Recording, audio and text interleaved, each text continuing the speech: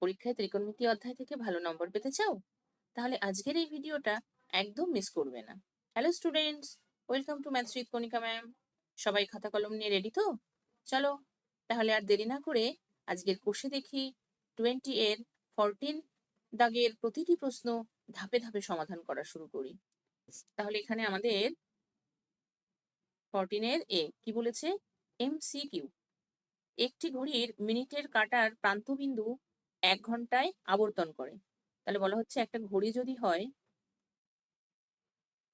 তার এটা 12টা, এটা 1, 3টে, 6টা, 9টা, এটা মিনিটের কাঁটা, এটা ঘন্টার কাঁটা, এটা সেকেন্ডের কাঁটা। তাহলে কি বলছে যে একটি ঘড়ির মিনিটের কাঁটার প্রান্তবিন্দু, এই যে মিনিটের কাঁটাটা এর প্রান্তবিন্দু বলছে 1 ঘন্টায় কতটা আবর্তন করবে। তাহলে এখান থেকে যদি শুরু করে সে 1 ঘন্টায় পুরো এইখানটা এতটা আবর্তন করে আসবে। তাহলে কি করা যায়? আমরা কি জানি? তাহলে আমরা আগে লিখি।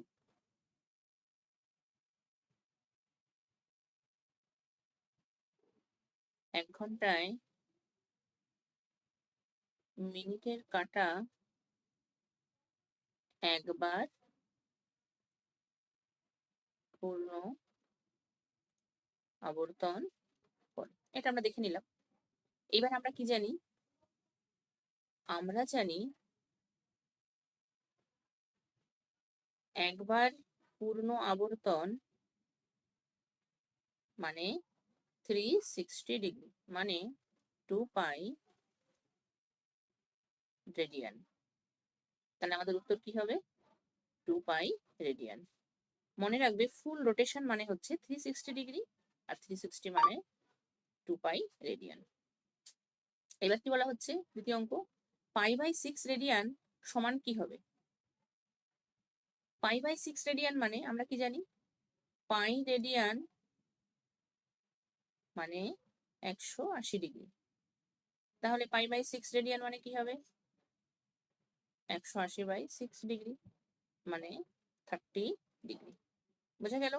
এই রেডিয়ান থেকে ডিগ্রিতে যেতে আমরা 180/পাই এটা দিয়ে গুণ করব, রেডিয়ান থেকে ডিগ্রিতে যেতে। ওকে,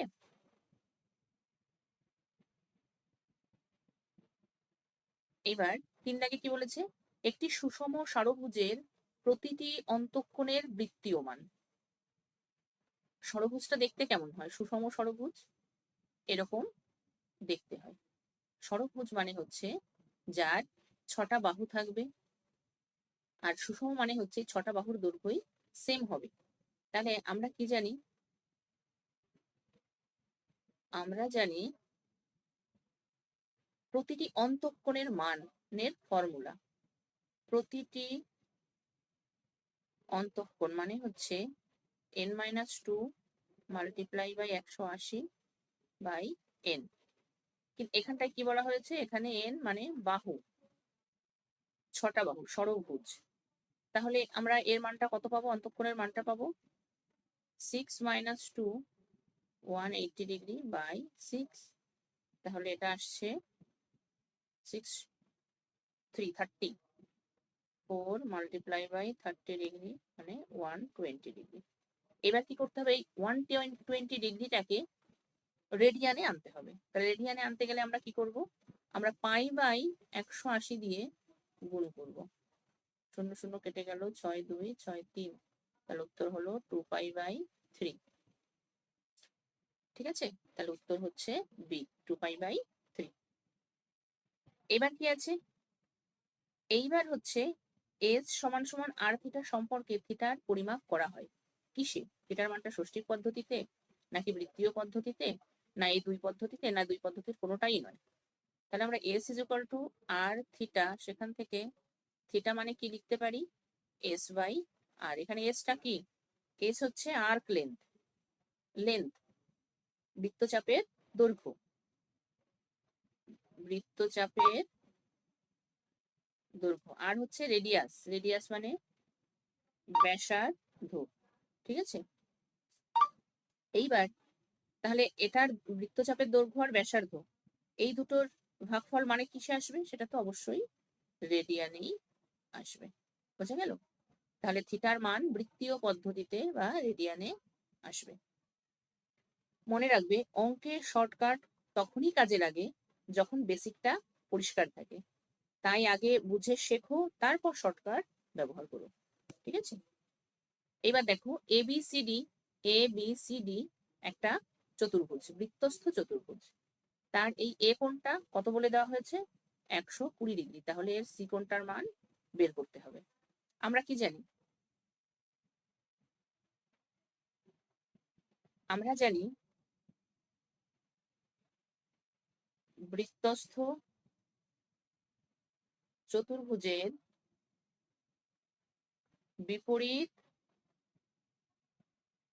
দুই কোণের যোগফল সমান সমান 180 ডিগ্রি। তার মানে এ কোণ আর সি কোণ মিলে 180 ডিগ্রি হবে। তাহলে এখান থেকে সি কোণের মান আসে 180 ডিগ্রি মাইনাস এ কোণ। 180 ডিগ্রি মাইনাস এ মানে হচ্ছে 120 ডিগ্রি, মানে 60 ডিগ্রি। এইবার এর কিসের মান চেয়েছে? বৃত্তীয় মান চেয়েছে।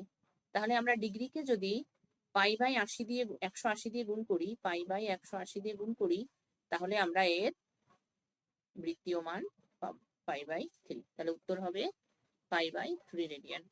ক্লিয়ার? এবার কি বলা হয়েছে? নিচের বিবৃতিগুলি সত্য না মিথ্যা সেটা বলতে হবে।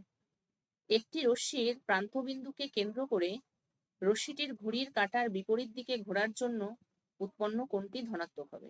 তাহলে একটা রশ্মি তার প্রান্তবিন্দুকে কেন্দ্র করে সে কি করছে? ঘড়ির কাঁটার, ঘড়ি আমাদের কিভাবে চলে? এইভাবে চলে ঘড়ি। সে ঘড়ির কাঁটার বিপরীত দিকে চলছে। ঘড়ির কাঁটা যদি এইদিকে চলে, সে ঘড়ির কাঁটার বিপরীত দিকে চলছে।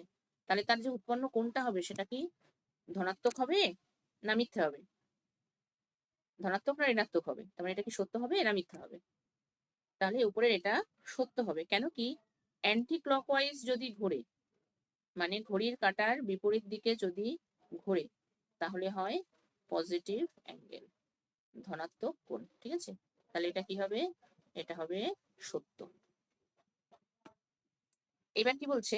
একটি রশ্মির প্রান্তবিন্দুকে কেন্দ্র করে রশ্মিটি যদি ঘড়ির কাঁটার দিকে 2 বার ঘোরে, তাহলে তার পূর্ণ আবর্তনের জন্য 720 ডিগ্রি কোণ উৎপন্ন হবে।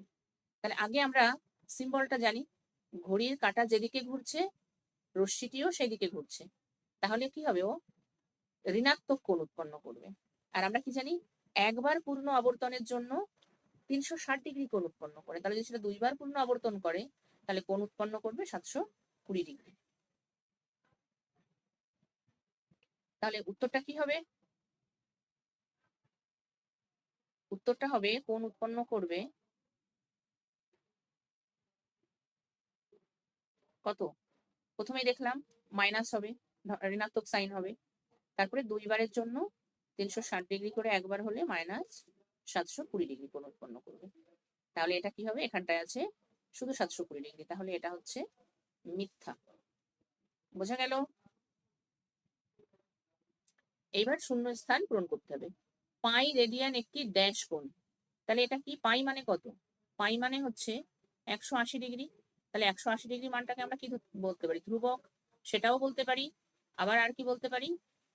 এটা একটা সরল কোণ। ঠিক আছে? সরল কোণ। ষষ্ঠিক পদ্ধতিতে 1 রেডিয়ান সমান কত? প্রায়। এটা আগে বের করতে হবে। তাহলে আমরা কি জানি? 1 রেডিয়ান মানে আগে জানি কি হচ্ছে? 180 ডিগ্রি বাই পাই। তাহলে এই পাইটাকে আমরা কি জানি? 22-এর 7। তাহলে এটাকে দাও 7-এর 22 গুণ করলে হবে 7-56, 6, 5, 7, 5, 12 বাই, এই যে ডিগ্রিটা আছে এটা কত হবে ভাগ করলে? ভাগ করলে এটা এরকম একটা মান আসবে, 2727। ভাগটা তোমরা সবাই করে নেবে, করলে এরকম একটা মান আসবে। তাহলে এখানে 57 ডিগ্রি প্লাস 0.2727 ডিগ্রি এলো। তাহলে এই ডিগ্রিটাকে আমরা কি করব? মিনিটসে আনবো। 57 ডিগ্রি প্লাস 0.2727 ইন্টু 60 দিয়ে গুণ করলে মিনিটে আসে, 60 মিনিটে। এইটা আসবে আবার 57 ডিগ্রি প্লাস এইটা আসবে 16.36 মিনিট। তাহলে এটা আসবে 57 degree plus 16 minute plus 0.36 minute. এটাকে আমি আবার সেকেন্ডে আনবো, 60 সেকেন্ড। তাহলে এটা গুণ করলে আসবে 57 ডিগ্রি প্লাস 16 মিনিট প্লাস এই মোটামুটি 22 সেকেন্ড মতো আসবে। এটা প্রায় সমান, ঠিক আছে। তাহলে এটা 1 রেডিয়ান মানে প্রায় কত এলো? 57 ডিগ্রি 16 মিনিট 22 সেকেন্ড, ঠিক আছে। তাহলে এর উত্তর হবে 57 ডিগ্রি 16 মিনিট 22 সেকেন্ড। বোঝা গেল? এইবার কি আছে? 3π/8 পরিমাপের কোণটির সম্পূরক কোণের বৃত্তীয় মান। তাহলে আমরা সম্পূরক কোণ মানে কি বুঝি? সম্পূরক কোণ মানে হচ্ছে দুটো কোণের যোগফল হবে 180 ডিগ্রি বা পাই রেডিয়ান, ঠিক আছে। তাহলে আমরা কি জানি? আমরা জানি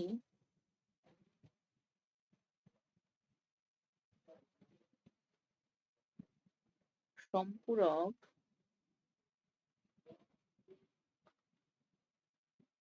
দুই কোণের যোগফল পাই রেডিয়ান বা ডিগ্রিতে করলে 180 ডিগ্রি, ঠিক আছে। তাহলে আর একটা সম্পূরক কোণ কত আছে? একটা তো 3π/8 আছে। এই পরিমাপের কোণটির সম্পূরক কোণ কত সেটা বের করবো। তাহলে অতএব সম্পূরক কোণ সমান সমান পাই মাইনাস 3π/8, 8π মাইনাস 3π/8, 5π/8। তাহলে 5π/8 রেডিয়ান হলো সম্পূরক কোণের মান। সম্পূরক কোণ মানে হচ্ছে পাই থেকে বিয়োগ করতে হবে, ডিগ্রিতে যদি থাকতো তাহলে 180 ডিগ্রি থেকে বিয়োগ করতে হতো। তাহলে আজ আমরা কষে দেখি 20 14 প্রতিটি প্রশ্ন সহজেই ক্যালকুলেশন সহ সমাধান করলাম। তাহলে আশা করি আজকের ক্লাসটি তোমাদের ভালো লেগেছে এবং সব প্রশ্ন পরিষ্কারভাবে বুঝতে পেরেছো। ভিডিওটি যদি ভালো লাগে অবশ্যই লাইক করো, বন্ধুদের সঙ্গে শেয়ার করো এবং ম্যাথস উইথ কণিকা ম্যাম চ্যানেলটি সাবস্ক্রাইব করে পাশে থাকো। আর সবশেষে একটাই কথা বলবো, প্র্যাকটিস প্র্যাকটিস এবং প্র্যাকটিস। কারণ গণিতে সফল হওয়ার একমাত্র চাবিকাঠি হলো নিয়মিত অনুশীলন করা। আবার দেখা হবে পরের ক্লাসে। সবাই ভালো থেকো, টাটা।